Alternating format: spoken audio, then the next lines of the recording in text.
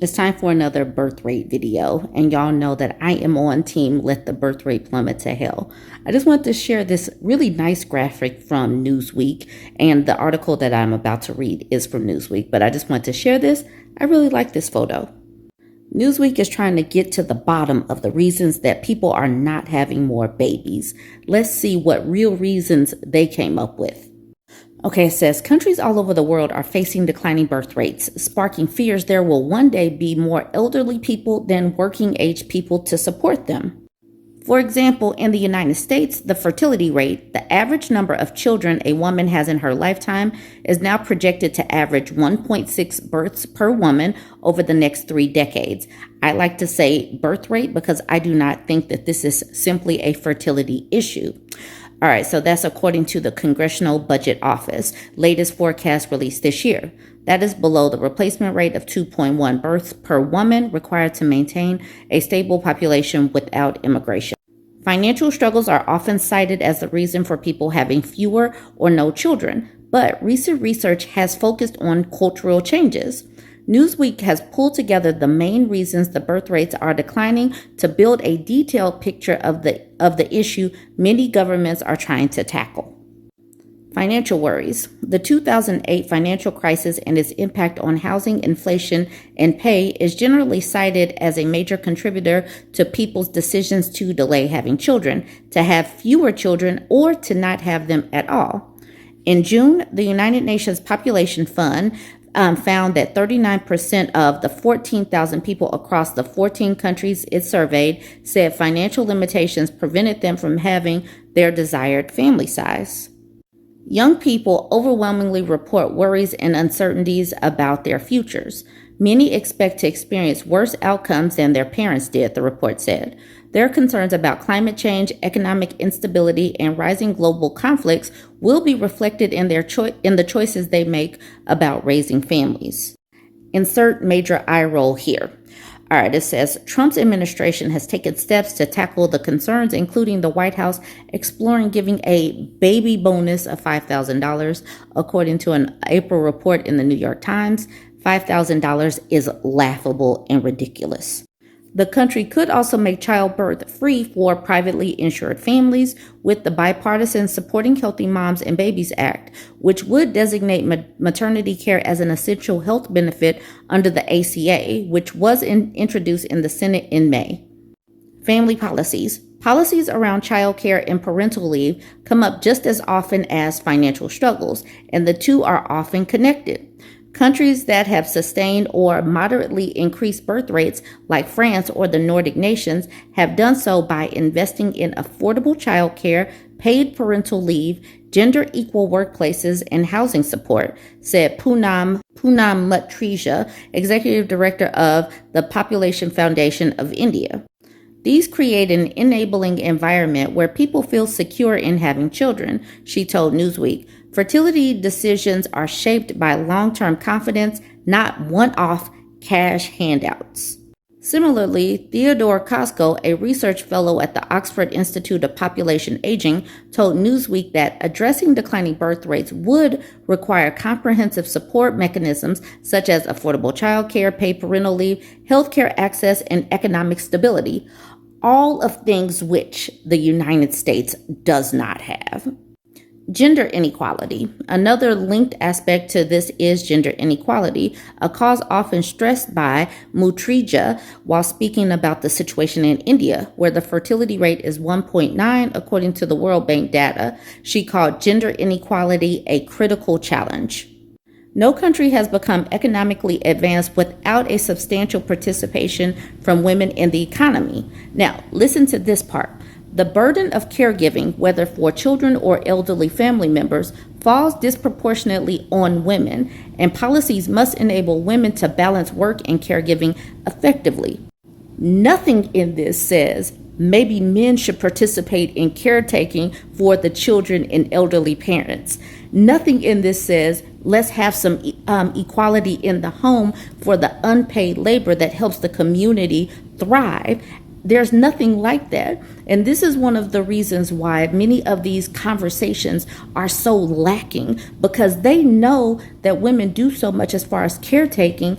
And this is one of the reasons why women are opting out, because they are simply tired of doing all of this. So we can acknowledge, like, you know what? Women need to be able to balance working and doing all of the work, not women work, so let's balance some of the stuff in the home. Tomas Sabatka, deputy director of the Vienna Institute of Demography, told Newsweek, recent research emphasizes that fertility tends to be higher where gender equality is stronger and where institutional support helps reduce the cost and complexity of raising children. He cited France and Sweden as examples. While their fertility rates have still plummeted in the past decade, 1.66 and 1.45 respectively, according to World Bank data, they are still higher than the European Union, which is sitting at 1.38. This goes to show you that it's not all about that. In some of these cases, women just do not want to have nearly as many babies. And I believe if they dug into the issue of the caretaking and women having to shoulder the majority of the burden and get men to participate in the home life, that some of this trepidation from women could be alleviated.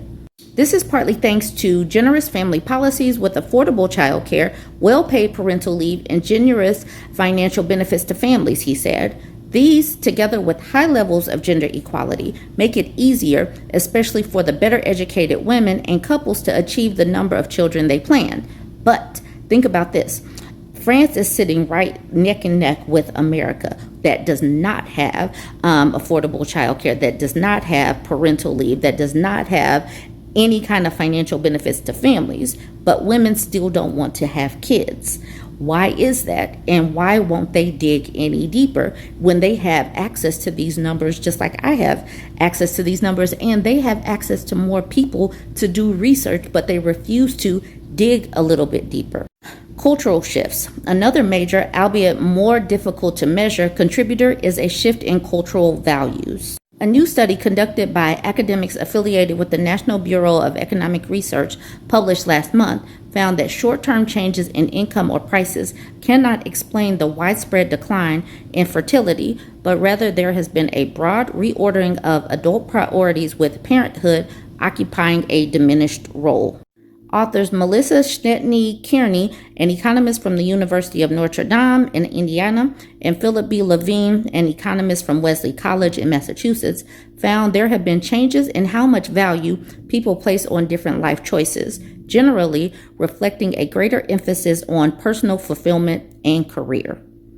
These include the fact that most women in high-income countries now work, while it was previously reasonable to consider having children as a widespread priority for women.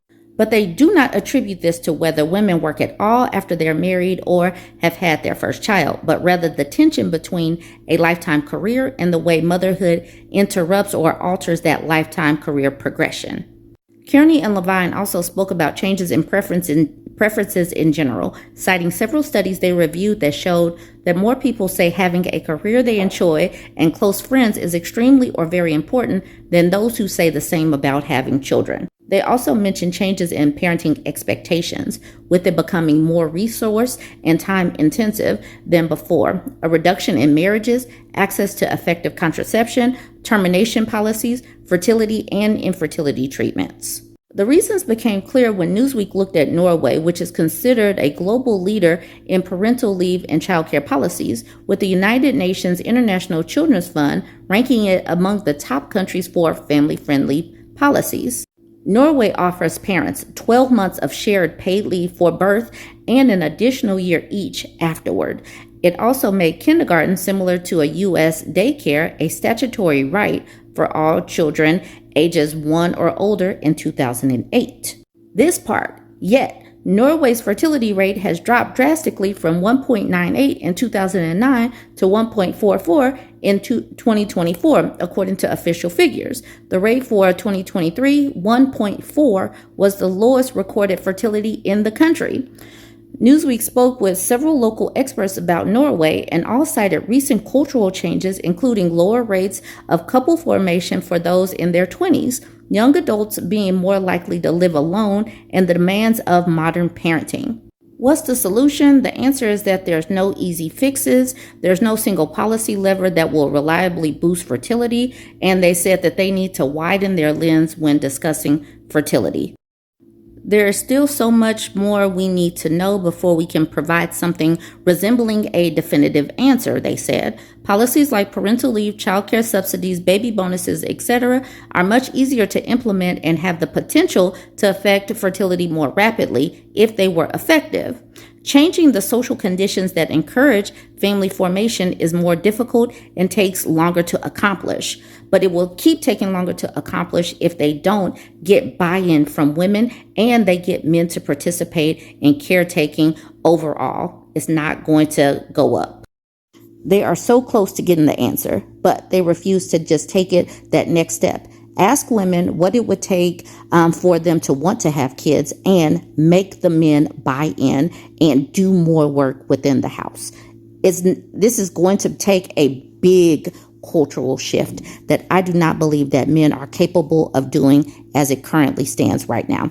But y'all go ahead and weigh in. What did you think about this article? Join the conversation, like, comment, and share. I was sent this article and it made me think of a couple of different things. So it's titled, Silver Staffers Aren't Leaving the Office.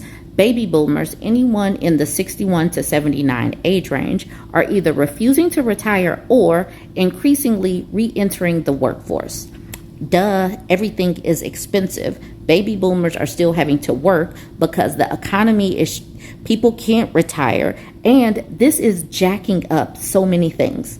So, and I'm not blaming the boomers because, I mean, they have to work, they need to eat.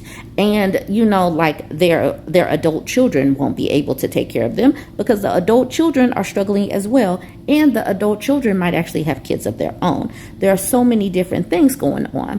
But then I start thinking about things like I had two grandmothers that were able to help and fill in the gaps where it came to watching me and my cousins.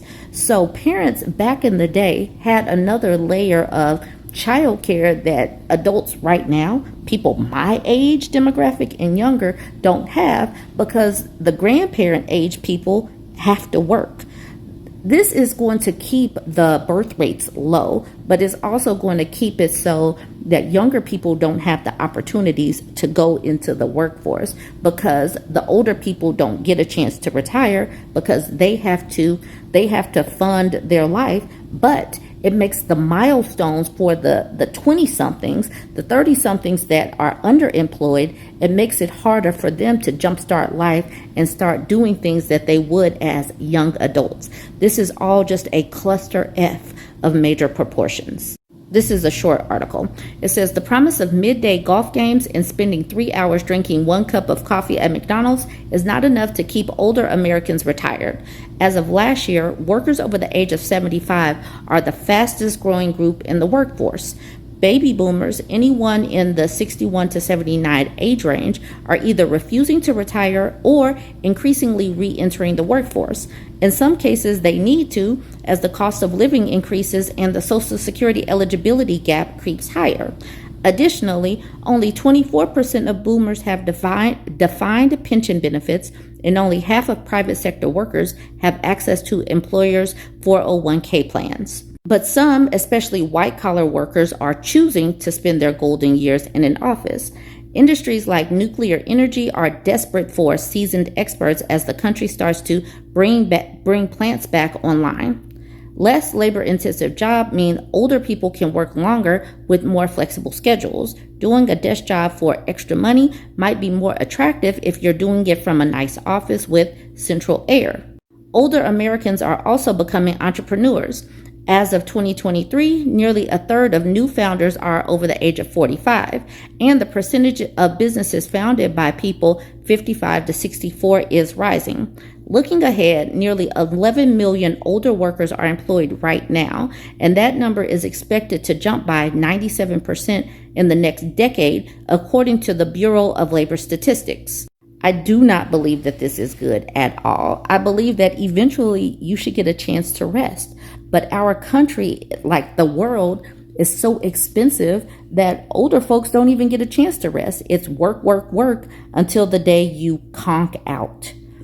And I don't really know what to say about this. And this is the reason why it's making it, I've already said this before, I'll say it again. It's challenging for the younger adults to break into these jobs and move up the ranks. This is just going to be a cycle that is unsustainable. And we are looking at, Gen Z and Gen Alpha. What jobs are they going to have if the older folks can never retire? And when they retire, I mean retire and not be struggling. They'll still be able to eat, and another family member isn't having to work extra hard to make sure that they are taken care of. These are so many questions that need to be answered. But like I said, I remember way back when I was a kid, grandmothers and aunties and everything. We did have a community of older folks that weren't working, but now everybody has to work. Everybody has to work just to eat and survive. And I do believe that this is a challenge that we're going to have some hard conversations about. So go ahead and chime in.